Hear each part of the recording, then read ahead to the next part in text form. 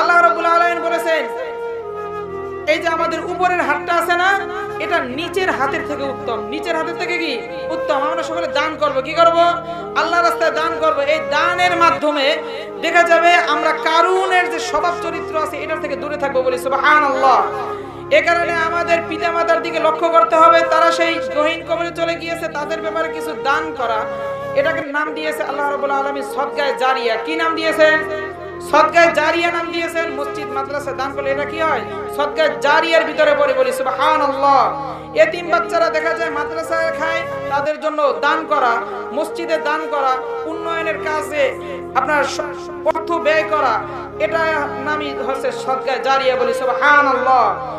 তাহলে বুঝলাম মুমিন হইতে হইলে 3 নাম্বার গুণ হচ্ছে গিয়া সদকায়ে জারিয়ার কাজ করতে হবে। কি করতে হবে?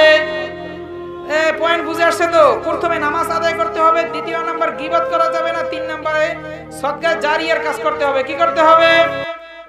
দান করতে হবে, মানুষদেরকে দিতে হবে।